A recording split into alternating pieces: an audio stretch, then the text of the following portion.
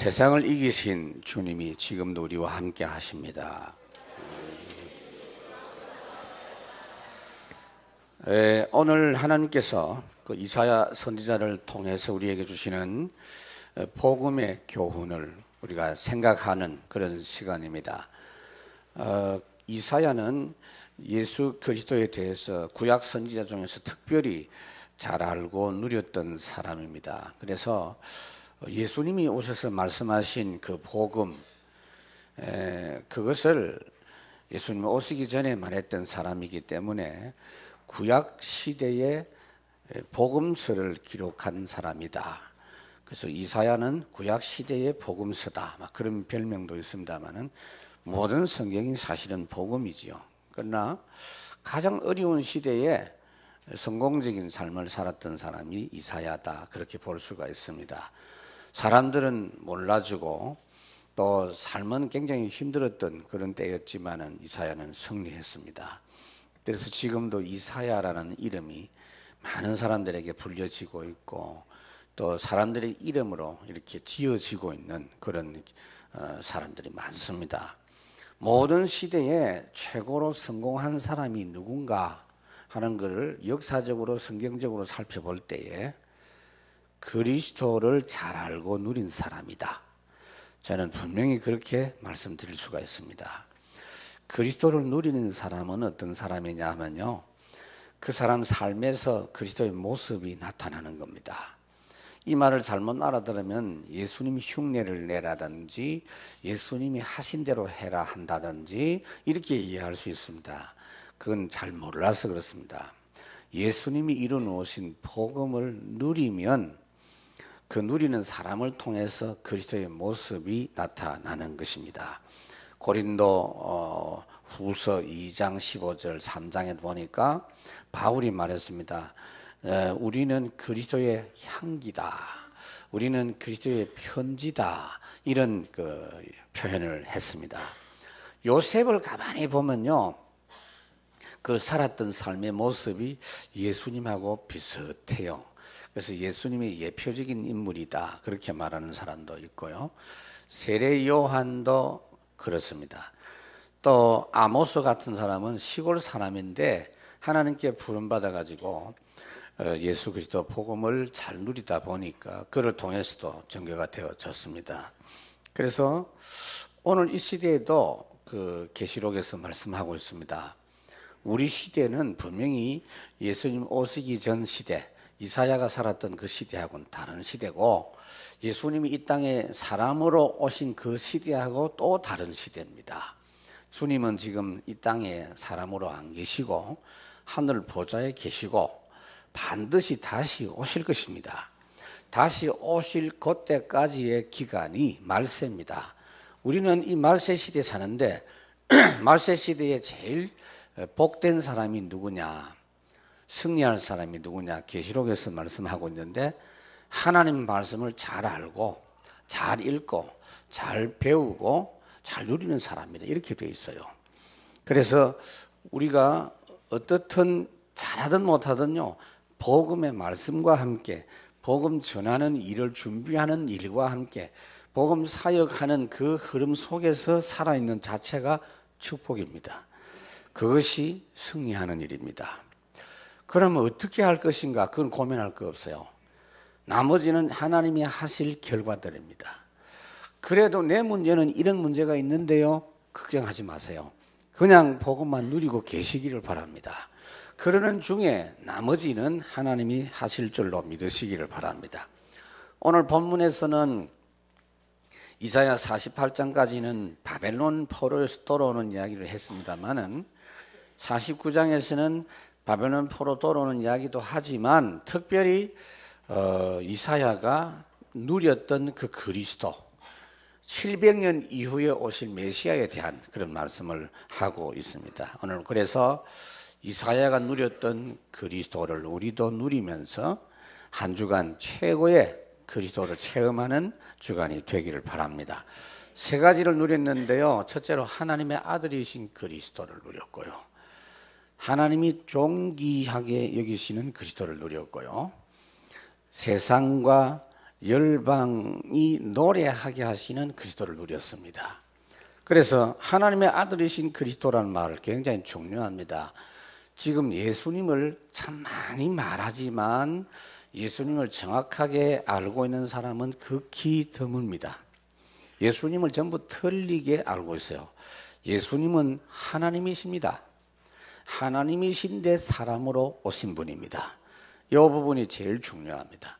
그래서 성육신하신 예수님이다 그랬어요. 사람의 몸을 입고 오신 분이다 그랬어요. 그래서 지금 뭐 여호와의 증인이라든지 이런 팀들은 보면 굉장히 훌륭한 분들인데 이분들이 제일 문제가 뭐냐면요, 예수님을 하나님으로 믿지 않는 것이 제일 문제입니다. 예수님이 훌륭한 분이래요. 최고 천사 같은 분이래요. 최고 선지자래요. 세상 사람들이 말하는 대로 성현이래요. 예수님은 하나님이십니다. 그러니까 그게 분명히 차이죠. 하나님이시라야 우리를 구원하실 수가 있거든요. 그렇기 때문에 구원자는 예수님뿐이다 그 말입니다. 하나님이 처음부터 아담에게 약속하신 복음 내용이 뭐냐면요, 하나님이 오신다는 이야기예요. 그게 핵심이에요. 여자의 후손으로 오시겠다는 이야기입니다. 그게 키포인트입니다.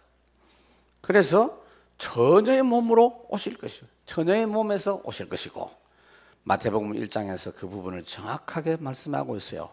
남자 여자 관계에 의해서 태어난 사람의 자식이 아니라는 것을 확실히 말씀했고, 여러분들이 그 사실을 오늘도 진짜 이해하고 고백하면 흑암이 무너집니다.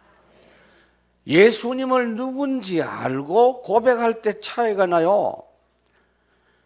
그러니까 동정녀 마리아에게 나시고, 우리가 신앙 고백을 하지만 의미를 알고 해보세요. 마음에 어두웠던 역사가 다 떠나갑니다. 그래서 예수님을 하나님이 처음부터 선택을 하셨다. 1절에 보니까 뭐라고 되느냐면요, 섬들아 내게 들으라, 먼 곳 백성들아 귀를 기울이라. 여호와께서 태에서부터 나를 부르셨고 내 어머니의 복중에서부터 내 이름을 기억하셨다. 이 말씀은 예수님에 대한 이야기도 되고 이사야 본인에 대한 이야기도 되는 것입니다. 예수님께서 이 땅에 이 여자의 몸, 복중에서 태중에서 잉태되게 해서 오신 분이지만 우리를 구원하실 때도 하나님께서 미리 선택하시고 부르셨다 그 말입니다. 에베소 1장 4절에 보니까 찬송하리로다.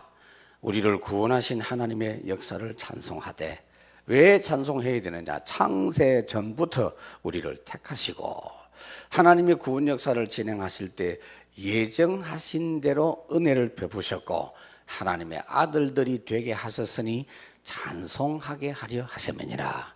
어마어마한 이야기입니다. 그래서 하나님께서 우리를 선택하신 것은 일방적 선택입니다. 조건적 선택 절대로 아닙니다. 종교적인 건 전부 조건적인 겁니다. 선행을 해야 된다, 바르게 살아야 된다, 회개 많이 해야 된다, 좋은 일을 해야 된다. 그게 종교입니다. 복음과 종교의 차이점을 아셔야 돼요. 그러니까 자꾸 종교적으로 전도를 하니까 사람들이 교회를 안 오려고 그러죠. 나쁜 사람이니까 안 온다잖아요. 나 지금 나쁜 짓 좀 한참 하고 와야 되겠다고 그러잖아요. 지금 그게 아니거든요. 하나님이 선택하신 겁니다. 그러니까 여러분들이 그렇게 교회 오라고 선전하지 말고 하나님이 선택한 자가 맞다면 이 복음 듣고 하나님께 돌아올 것이다. 그렇게 믿으셔야 돼요. 먼저 하나님 쪽에서 원하셔서 불렀습니다. 여러분들이 여러분들을 쳐다볼 때 낙심이 될 때가 많을 겁니다. 내가 왜 이렇게 못났나? 나는 왜 이렇게 내가 봐도 이렇게 간사하냐? 거꾸로 나는 참 대단하다 이런 생각이 들 수도 있겠지만, 대단하든 못났든 뭐 잘났든 훌륭하든 상관없이 하나님이 여러분들을 원하셔서 부르셨습니다. 분명히 맞습니다. 그렇기 때문에 이 구원은 흔들리지 않는다가 말입니다. 그리고 부르셨을 뿐 아니라 사역자로 부르신 것도 하나님이 원하셔서 부르신 겁니다. 그 증거가 뭐냐면 여러분들이 구원을 알고 복음을 알고 전도를 알아듣는 사람, 하나님께서 알게 하셔야만 알기 때문입니다.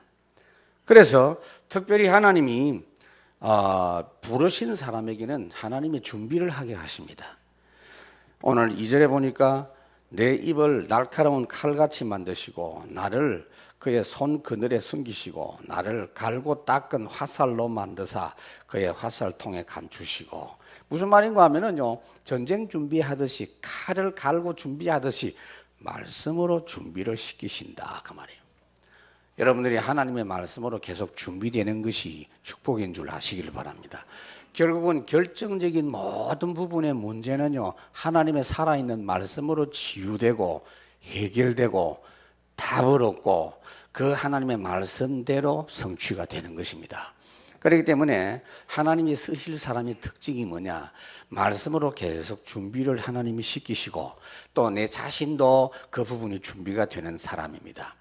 누리는 복음으로 준비가 되고 전도의 축복으로 준비가 되고 이렇게 돼야 됩니다. 지금 통일이 곧 될 거 아니냐 이런 이야기들을 하는데 상당히 일리가 있는 그런 상황입니다. 북한 실정이 지금 불안하기 때문에 어떤 사람은 그래요. 김정은이 잡는 사람한테 돈 100억 준다 이렇게 현상금을 걸면 혹시 움직일 사람도 있을 것이다 이런 이야기도 하는데요. 어떻든 중요한 건요, 그냥 통일이 아닙니다. 통일 준비가 되어야 되겠죠. 대통령은 많은 돈이 들 것이 예상이 되고 그 많은 돈이 들지라도 대박이 날 것이다, 큰 유익이 올 것이다, 그런 전망도 하고 합니다. 그렇지만 가장 확실한 준비는 말씀 준비입니다. 복음으로 준비된 여러분과 우리 교회를 하나님은 사용하실 것입니다. 그동안에 많은 어려움들이 있었지만 복음과 전도로 준비된 것은요, 반드시 하나님이 큰 계획 속에서 20년 넘도록 우리를 훈련시키시고 준비시키신 줄로 믿으시기를 바랍니다.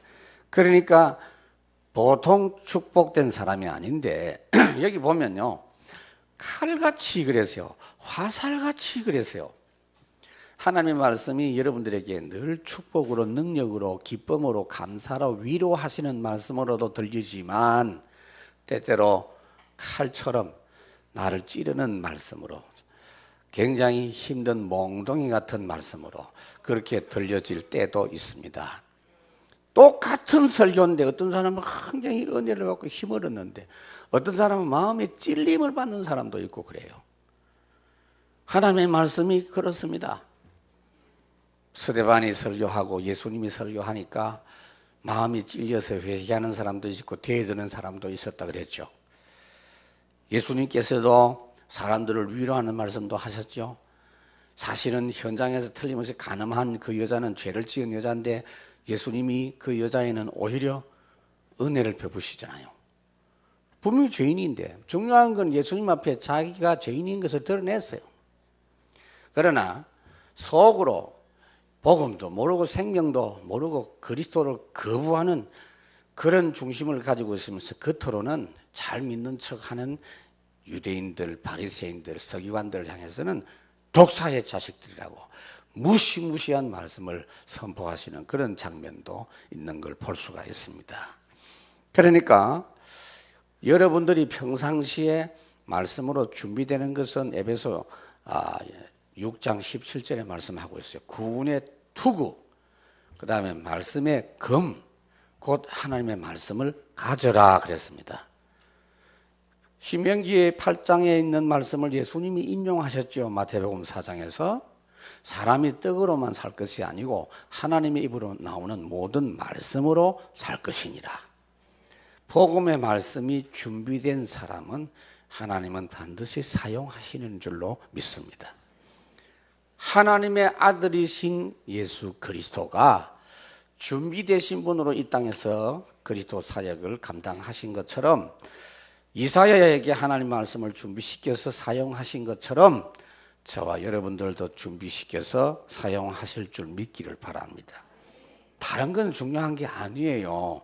다른 건 좀 모자라도 하나님이 채우셔 모자라지 않도록 역사하시게 돼 있어요. 가장 중요한 것이 이사야처럼 복음으로 준비되는 부분입니다. 두 번째로는 하나님이 존귀히 여기시는 예수 그리스도입니다. 여기 3절에 보니까 내게 이르시되 너는 나의 종이요 내 영광을 내 속에 나타낼 이스라엘이라. 종이라고 하기도 하고 이스라엘이라고 하기도 하고 그렇게 했어요. 자, 예수님은요 원래 종이 아닙니다. 예수님은 빌립보 2장에 보니까 하나님과 본체가 되시는 분이다. 예수님이 바로 하나님이에요. 사람은 하나님의 형상대로 지음받은 존재지만 예수님은 하나님 자체입니다. 그런데 그분이 종의 형체를 가졌다. 하나님과 동등됨을 취할 것으로 여기지 아니하시고 종의 형체를 가지고 종의 자리에까지 낮아지시면서 하나님께 순종했다 이렇게 되어 있어요. 그래서 예수님이 종의 자리에까지 내려오시고 종의 위치까지 순종하시는 장면이 마태복음의 26장에 잘 나와 있어요. 어떻게 합니까? 기도합니다. 본인은 하나님이신데 하나님의 능력을 그대로 가지고 계신 분이시기 때문에 이 땅에 오셨어도 그 능력은 그대로 가지고 계셨거든요. 예수님이 이 땅에 오셨을 때 그 능력이 없어진 게 아니에요. 그 능력 사용하셨잖아요. 죽은 나사로 보고 무덤에서 나왔습니다. 바람과 파도야 잔잔하라 잔잔했습니다. 물은 포도주로 바뀌어졌습니다. 하나님만이 하실 수 있는 일을 예수님이 하셨는데 그분은 하나님의 능력을 발휘해서 우리를 구속시키신 것이 아니라 사람과 똑같은 자격으로 우리를 위해서 죽어주시기 위하여 기도하셨어요. 겟세마네 동산에서 땀이 핏방울이 되도록까지 기도하셨어요. 하나님, 나의 육신으로는 이 고난의 잔을 감당하기를 원치 않습니다. 이 십자가의 고난이 나에게서 그냥 지나가기를 원합니다. 그러나 내가 내 원대로 마시고 아버지의 원대로 되기를 원합니다. 이렇게 종의 사역을 감당하고자 하는 끝까지 최선을 다해서 기도하시고 움직이시는 그런 모습을 나타내시는 걸 볼 수가 있습니다. 그리고는 마지막 십자가에 돌아가시기까지 호흡이 끊어지실 때까지의 그 고난 당하시는 장면이 성경에 그대로 나타나 있어요. 종의 위치까지 내려오신 하나님이십니다. 그 예수님께서 그렇게까지 하신 것은 뭐냐? 우리의 모든 문제를 실제적인 대가를 치르시고 해결하시기 위해서 그렇게 했습니다. 따라서 여러분들이 불신앙하는 것은요, 보통 죄가 아닙니다. 예수님을 안 믿는단 말이 보통 말이 아니에요. 그렇게 철저히 다 해결했는데 또 근심하고 염려하는 것은 주님의 구속 사역을 못 오가는 것이다 그 말이에요. 아이고 내 믿고 안 믿고 내 자유지요. 아니올시다. 예수님이 철저히 해결했는데 그게 안 믿어지거나 안 믿는 행위 자체가 죄가 되는 것입니다. 오늘도 여러분 믿음 회복하기를 바랍니다. 믿으시기 바랍니다 여러분. 함께 예배하는 중에 예수님 이야기를 들으면서 이 믿음이 회복되는 거예요. 예수님 이야기를 한 주간도 좀 안 하고 넘어갈 수도 안 있겠어요? 제가 그렇게 해봤다니까요. 어떤 주일에 한번 우리 교회에서는 아니고 대구에서 그런 적이 있었다니. 그 주일에 유달리 보면은 성찬식도 하고 세례식도 하고 직원 임명도 하고 세 가지를 한꺼번에 해놓으니까 설교 딱 5분 했어요. 교인들이 좋아할 줄 알았는데요. 마치고 나서 나한테 문자 몇 개 왔어요. 연락이 왔어요. 그때는 문자도 안 보냈죠. 연락이 몇 개 왔는데. 오늘은 복음이 없었다는 거예요. 예수님 이야기 오늘은 영 없었다는 거예요. 예수님 이야기 그렇게 매주 들으면서 또 안 들으면 안 되는 사람들이라. 그런데 정신이 버쩍 들었다니까요. 그렇구나. 평생 듣고 수십 년 듣고 100년, 200년 들어도 계속 들어야 될 복음이구나. 그래서 예수님이 종의 형제까지 낮아져서 그 다음에 그런 분을 하나님이 지극히 높으신 이름으로 높여주셨다. 빌립보 2장 9절입니다. 그래서 예수님의 이름은 최고 높은 이름입니다. 복음을 틀리게 말하면 안 돼요. 예수님은 낮은 곳에 오셨고 겸손하게 오셨고 거지처럼 오셨고 소외된 사람을 위해서 오셨고 가난한 자를 도우시기 오셨다. 그런 이야기 하면 안 돼요. 우리의 인생 문제를 해결하시기 위해서 가난하게 되셨고 그가 가난하게 되신 것은 우리로 하여금 부유하게 하려 하심이니라. 그분이 고난을 당하신 것은 우리 고난이 해결되게 하시기 위해서입니다. 우리가 평화를 누리게 하기 위해서입니다. 우리가 계속 거지처럼 사는 것은 하나님 뜻이 아닙니다. 최고 이름이에요. 낮은 이름이 아니고 연약한 이름이 아니고 지극히 높은 이름이에요. 하늘과 땅의 모든 권세를 내게 주셨으니 모든 만물을 발 아래 복종케 하실 수 있는 분이 예수님이신 줄로 믿습니다.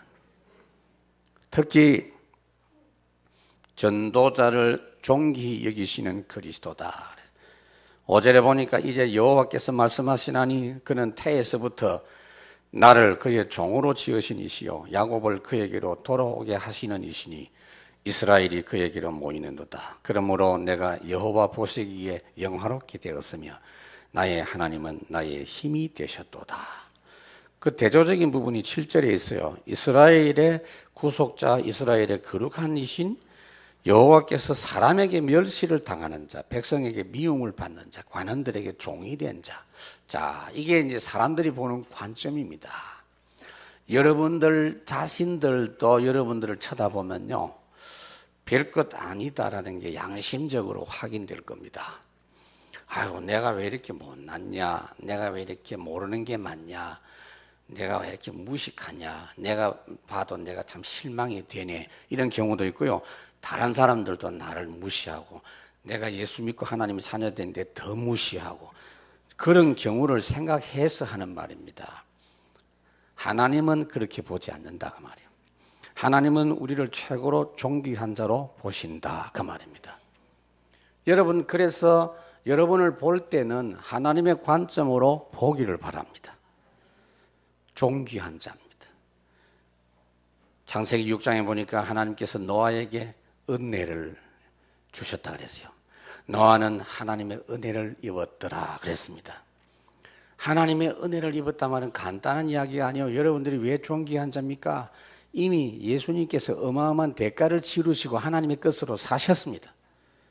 대속물로 오셔서 죽으시고 엄청난 대가를 치르고 사셨습니다.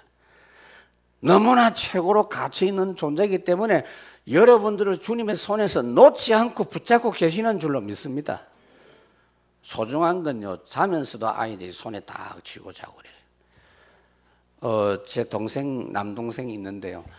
동생이 보면은 잘 아껴. 저는 어릴 때부터 이렇게 잘 나눠주고 그랬는데, 우리 부모님들 말은, 니는 어디든지 낭비를 잘한다 이랬는데, 그 좋은 뜻이거든요. 막 나눠줬어요. 근데 우리 동생은요, 굉장히 꼽을 쳐놓고, 다 챙기고, 별거 아닌 구슬을 딱 쥐는 거 많이 모아놨는데요.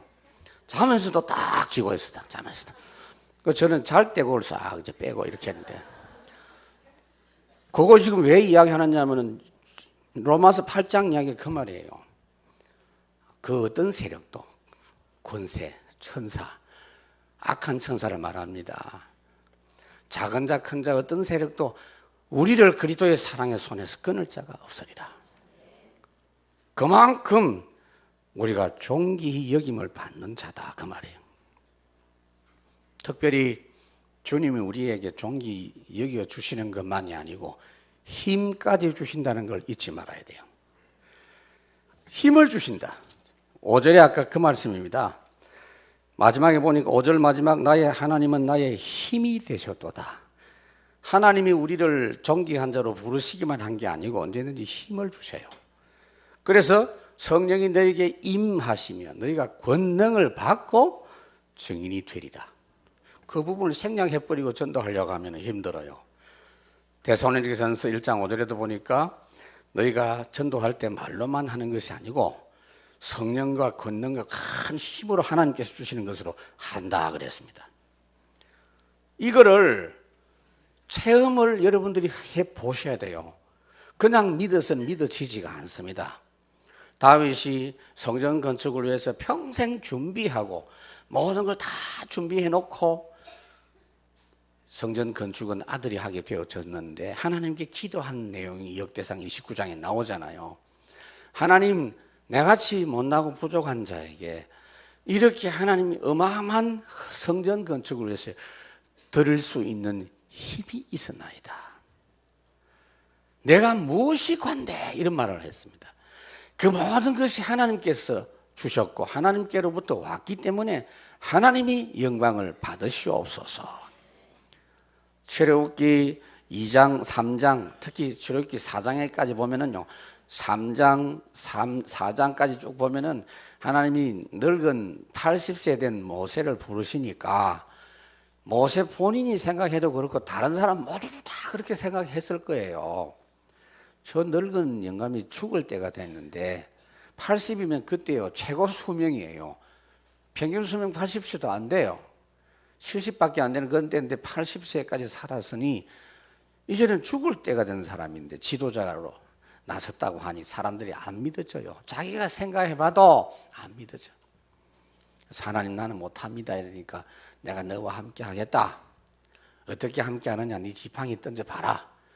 그 뱀이 되고 뱀을 다시 집어봐라. 네 손을 다 집어넣어봐라. 문둥병이 발에 다시 집어넣어봐라. 깨끗해졌어요. 그런 걸 체험시킵니다. 하나님이. 믿으라고. 그런데 또 안 된다고 합니다. 저는요, 하나님, 난 말을 못합니다. 이해가 돼요. 40년 동안 말을 안 하면은 어떻게 되겠습니까? 말을 여러분 안 하면은 어쩔 수가 없어요. 한국에 살다가도 해외에 나가서 한 1년, 2년 살다가 보면요, 한국말이 굉장히 둔해집니다. 많이 안 쓰니까. 어쩔 수가 없어요. 40년 동안 양치기 하면서 서가살이 하면서 별로 말도 안 하고 이러니까 말이 둔해졌다 이 말이에요. 그러니까 하나님이 뭐라고 하죠? 말 잘하는 너 형 아론을 붙여주겠다. 근데 또 걱정이에요. 내 형이라. 형이 동생 말 듣겠나? 그러니 하나님 말씀이, 야, 네 형이 너를 볼 때 하나님을 쳐다보는 것처럼 보게 할 것이다. 출애굽기 4장 16절. 이거 보세요. 모든 걸 하나님이 되게 해 주시겠다는 이야기입니다, 여러분. 저는 그 생각을 해봤어요. 하나님이 노아 방주를 만들어라. 우리는 그냥 생각합니다. 근데 그 현장을 한번 생각해 봐요. 방주 만드는 모든 과정을 하나님이 다 지시하셨고 필요한 재료도 다 구하게 해주셔가지고 해주셨는데 더 중요한 게 완공한 이후에 모든 짐승들 그 배 속에 집어넣으라 그랬거든요. 여러분 상상을 해봐요. 짐승을 종류별로 다 불러 먹으려면 어떻게 해야 되겠어요? 그 참 힘들겠다 싶겠죠. 그 무시무시한 악어들, 사자, 호랑이 뭐 다 들어왔거든요. 그런데 성경에 보니까 하나님 말씀 딱 하시고 나서 딱 나가 보니까 줄 쫙 서가 있어요. 줄 서 있는 놈들 들어오는 거는 아주 쉽잖아요. 문 열어놓으면 자기들이 쫙쫙쫙 들어왔어. 우리 사역이 그런 사역인 줄로 믿습니다. 우리가 성전 건축이 완공된 뒤 여러분들이 다 그 고백이 되기를 바랍니다. 우리는 한 것도 없습니다. 하나님이 하게 하셨고 하나님이 우리에게 힘 주셨고 하나님이 다 영광을 받으시옵소서. 이 체험이 굉장히 중요한 체험이에요. 여러분들의 자손 대대로 물려줘야 될 그런 체험인 줄로 믿습니다. 거기다가 열방과 세계가 노래하게 하시는 예수 그리스도라 그랬습니다. 여러분 이사야가 전도운동 할 때에 당시에 사람들이 참 이사야의 복음을 잘 안 받았어요. 왕이 4명이나 있었거든요. 이사야가 오랫동안 사역을 했는데 사역하는 동안 4명이 지나갔단 말이에요. 그래서 제일 먼저 있었던 사람이 우시야라는 왕이지. 우시야는 처음에는 잘했는데 나중에 교만하고 죄지어서 운동병도 걸리고 그랬던 왕이고요. 그 다음에 요담이라는 왕이 있죠. 요거 좀 악한 왕이고, 아하스라는 왕이 또 있죠. 요거는 아주 악질이고요. 그 다음 왕이 히스기야입니다. 히스기야는 여러분 아시는 대로 선한 왕입니다. 이렇게 악질적인 왕도 있었고 괜찮은 왕도 있었는데 이스라엘 백성들은 대부분 이사야 복음을 잘 안 받았습니다. 그러니 얼마나 힘들겠어요? 그래서 오늘 이 말씀은 중요한 말입니다. 뭐라고 했느냐? 1절에 섬들아 내게 들으라. 먼 곳 백성들아 귀를 기울이라. 이게 바로 선교입니다. 선교. 이사야 시대에 하나님은 이미 선교 메시지를 주셨어요. 이스라엘 백성들을 안 들으니 다른 민족에게 복음이 전달되라. 섬들아 이 말은 이방인들아 그 말입니다. 하나님은 원래부터도 전 세계 열방이 구원받고 복음받기를 원하셔서 복음을 허락해 주신 줄로 믿습니다. 지금 여러분들이 이 부분을 아셔야 돼요. 우리는 이미 시대가요, 세계 복음화 시대입니다. 복음을 제대로 아는 사람일수록 뭐 혈통이니 민족이니 이런 걸 너무 가리지 않습니다. 우리나라는 상당한 기간 동안 뭐 백이 민족이니 단일 민족이니 그런 이야기 했는데 그게 그렇게 좋은 건 아닙니다, 여러분. 어차피 아담의 후손이요, 우리는. 맞습니까? 그래도 사실 제가요, 생각해 봤다니까요. 만약에 우리 아들한테 검은 여자가 와가지고, 사랑한다고 하면서 결혼하자. 둘이가 눈이 맞아가지고 검은 며느리가 들어오겠다고 하면 과연 될까? 그 생각해 봤는데 한참 생각했는데 아직 답이 안 나왔습니다만. 그런 일은 아직 없었으니까. 근데 쉽지가 않아요. 대구 있을 때 아프리카 사역자 목사 아일라 총각 하나 왔는데요. 우리 교회 아가씨들한테 내가 선전하고 권면하고 약간 협박하면서 해놨는데 단 한 명도 지원을 안 하더라니까요. 그럴 수는 있겠구나. 그러나 알아야 될 것은요, 우리는 우리의 전도 대상이 그렇지 않다는 걸 알아야 돼요. 한 번도 복음 못 들은 사람이 많습니다, 지구상에. 그 다음에 대한민국에 교회 다녔다고 하는 사람들도 정확한 복음을 못 들은 사람이 대부분이다. 우리는 지금 그렇게 확인이 되고 있잖아요. 그래서 국가와 민족을 초월해서 복음이 전달되어져야 되기 때문에 그렇습니다. 일본하고 지금 갈등이 계속 있는데요. 우리가 볼 때는 좀 억울하지요. 자기들이 잘못하고 나쁜 짓 해놓고는 모르는 척하고 지금도 큰 소리 치고 그러는데 어차피 복음 없으니까 그럴 수도 있겠다고 이해하지만 우리도 생각을 똑바로 해야 됩니다. 우리는 피해자입니까? 일본 사람들은 가해자입니까? 저는 둘 다 피해자라고 봅니다. 사단의 손에 놀아놨어요. 다른 사람들을 어렵게 하고 다른 민족을 힘들게 하는 그 일에, 사탄의 일에 쓰임받은 일본 사람. 우리는 짓밟혔어요. 그것도 사탄의 역사에 짓밟힌 겁니다. 둘 다 사탄의 역사에 짓밟힌 거예요. 쓰임받은 거예요. 그래서 복음 가져야 됩니다. 복음은 짓밟히는 게 아니에요. 내가 먼저 응답받고 축복받으면서 다른 사람을 축복하면서 살리는 것이 복음인 줄로 믿습니다. 그것이 맞아요. 세계 역사 속에 그런 역사가 없는 게 아닙니다. 하나님 제대로 섬겼던 나라들은 다른 나라를 강탈을 한 것이 아니고 그 나라들을 도와주면서 살린 부분이 있다는 것을 아셔야 돼요. 그런 차원의 전도와 선교를 우리는 지금 준비를 해야 됩니다. 하나님은 이미 이렇게 말씀하셨고 우리 예수님께서도 이 땅에서 오셔서 전도 사역하실 때 유대인들에게만 하신 게 아니에요. 두로 지방에도 갔고 시돈 지방도 갔다 그랬어요. 두로 같은 데는 시돈이 어디냐면 지금 우리나라 말 같으면 만주나 간도 지역이다 이렇게 생각하시면 되겠고요. 요단강 저편에도 가서 전도했다. 배 타고 가가지고 일본 가서 전도했다. 그렇게 이해하시면 되겠죠. 이렇게 복음이 전 민족과 전 세계에 전달되도록 하시는 은혜를 주셨던 것입니다. 그런데 때가 있어요. 은혜의 때를 주시는 하나님이라. 8절에 보니까 여호와께서 이같이 이르시되 은혜의 때에 내가 네게 응답하였고 구원의 날에 내가 너를 도왔도다. 은혜의 때다 그랬어요. 그러니까 여러분 지금 우리는 대전도 시대를 눈앞에 두고 있다 그렇게 보면 되겠습니다. 우리가 지금 이렇게 많은 성도가 모여서 예배하니까 우리가 실감을 못할 수 있는데요. 이런 때가 많지를 않았습니다. 자, 여러분, 제가 비교를 해볼게요. 어떤 때는요, 저 사람처럼 좀 믿어봤으면 좋겠다. 그런 느낌을 가진 적이 있습니까? 오늘 말씀을 들어보니까 나는 그냥 그런데 저 사람은 저렇게 눈물 흘리면서 저렇게 충격을 받고 은혜 받네. 근데 나는 왜 안 될까? 그런 생각해 본 적이 있습니까? 하나님이 은혜 주시는 때라서 그래요, 그게. 근데 그 타이밍이 왔을 때 그걸 놓치면 곤란하다는 이야기입니다. 그게 순간적으로 잠시 왔다가 가는 건 아니에요. 그런 시간표가 있습니다. 제법 우리에게 있어요. 그러나 그때는 잠시라도 놓치지 않고 허송하지 않고 계속 그 복음 속에서 뿌리 내리고 역사 일어나야 됩니다.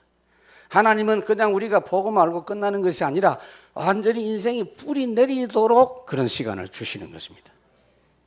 그래서 오늘 8절에 여호와께서 같이 이르시되 은혜의 때에 내가 내게 응답하였고 구원의 날에 내가 너를 도왔다.